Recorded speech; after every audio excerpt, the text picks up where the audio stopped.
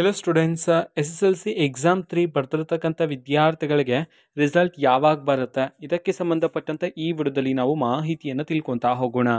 ವಿಡಿಯೋನ ಸ್ಟಾರ್ಟ್ ಮಾಡ್ತೀನಿ. ಅದಕ್ಕಿಂತ ಮೊದಲು ಲೈಕ್ ಮಾಡಿ ಮತ್ತು ಸಬ್ಸ್ಕ್ರೈಬ್ ಮಾಡ್ಕೊಳ್ಳಿ. ಈಗ ನಾವು ಇನ್ಫಾರ್ಮೇಷನನ್ನು ತಿಳ್ಕೊತಾ ಹೋಗೋಣ.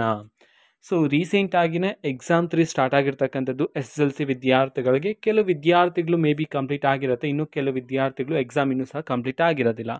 ಸೊ ಎಲ್ಲ ವಿದ್ಯಾರ್ಥಿಗಳ ಎಕ್ಸಾಮ್ ಕಂಪ್ಲೀಟ್ ಆಗ್ತಕ್ಕಂಥದ್ದು ಇದೇ ತಿಂಗಳು 12ನೇ ತಾರೀಕಿನಂದು, July 12, 2025 S L C exam 3 complete ಆಗುತ್ತೆ. ಸೊ ಕಂಪ್ಲೀಟ್ ಆದ ನಂತರ ವಿದ್ಯಾರ್ಥಿಗಳೆಲ್ಲರೂ ಸಹ ವೆಯ್ಟ್ ಮಾಡ್ತಿರ್ತಾರೆ ನಿಮ್ಮ ರಿಸಲ್ಟ್ ಯಾವಾಗ ಬರುತ್ತೆ ಅಂತ ಹೇಳಿ.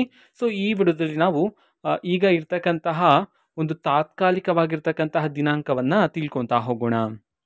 ಸೊ ವಿದ್ಯಾರ್ಥಿಗಳ ಎಕ್ಸಾಮ್ ಎಲ್ಲ ಕಂಪ್ಲೀಟ್ ಆದ ನಂತರ ನೆಕ್ಸ್ಟ್ ಇಮಿಡಿಯೇಟ್ಲಿ ಸ್ಟಾರ್ಟ್ ಆಗ್ತಕ್ಕಂಥದ್ದೇ ನಿಮ್ಮ ಆನ್ಸರ್ ಪೇಪರ್ನ ಇವ್ಯಾಲ್ಯುವೇಷನ್ ಪ್ರೊಸೆಸ್ ಸ್ಟಾರ್ಟ್ ಆಗುತ್ತೆ. ಸೊ ಅತಿ ಕಡಿಮೆ ಸಮಯದಲ್ಲೇ ನಿಮ್ಮ ಆನ್ಸರ್ ಶೀಟ್ನೆಲ್ಲ ಕರೆಕ್ಷನ್ ಮಾಡಿಬಿಡ್ತಾರೆ ಬೇಗನೆ.